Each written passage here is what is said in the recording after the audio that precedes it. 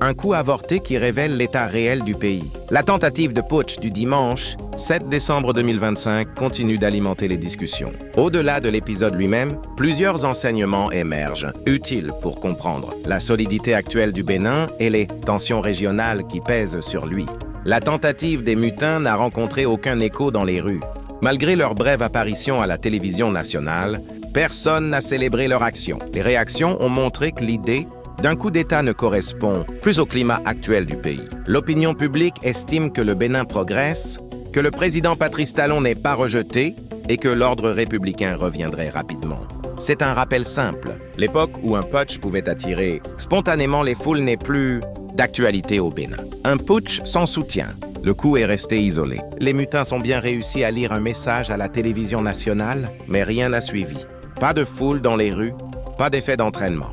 Au contraire, les réactions, les plus fréquentes, questionnaient l'intérêt même d'un coup d'État dans le Bénin d'aujourd'hui. Sur les réseaux, la plupart des commentaires rejetèrent l'initiative et anticipaient un retour rapide à la normale. Ce refus populaire montre que les putschistes se sont trompés sur l'état d'esprit du pays. La gêne de certains voisins face aux résultats béninois les compte les plus actifs en soutien. Aux mutins provenaient de profils liés au pays de l'AES. Une partie de l'intox qui a circulé ensuite est née là. Cette hostilité répétée traduit un agacement face aux performances du Bénin.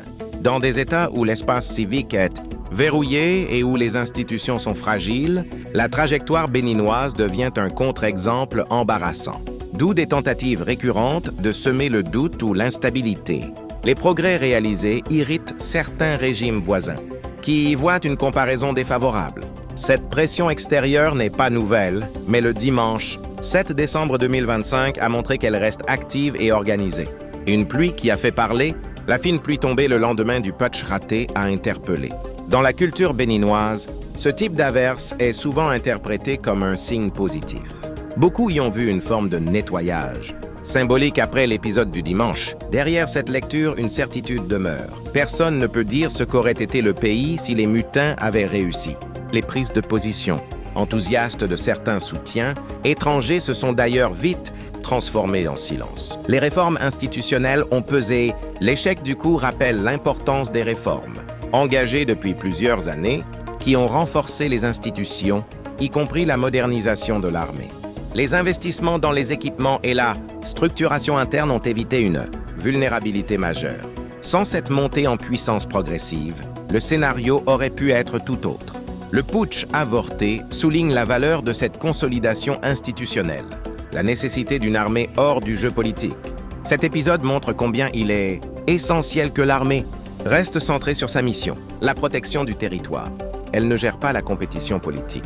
Tout militaire intéressé par la politique dispose d'une option, quitter l'uniforme et assumer sa nouvelle orientation.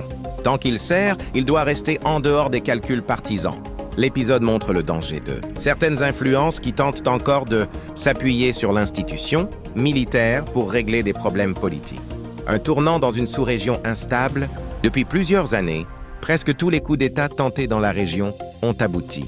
Le Bénin devient le premier pays à briser cette série, un élément majeur. Il rassure les partenaires économiques et renforce l'image d'un État solide. Après un bref moment de doute, la confiance devrait se réinstaller. Condition nécessaire pour poursuivre les projets engagés. Les projets peuvent continuer et la stabilité peut être préservée. Le 7 décembre 2025 n'est pas qu'un échec pour les mutins. C'est un test grandeur nature sur la maturité institutionnelle du pays, la perception de sa gouvernance et les pressions extérieures. Et, pour l'heure, le Bénin a montré qu'il s'est encaissé la secousse. Ces 6 angles montrent qu'au-delà d'un putsch manqué, c'est surtout la résilience du pays. La maturité de l'opinion est là. Solidité des institutions qui ont été mises en lumière. Histo Africa vous remercie sincèrement pour votre fidélité.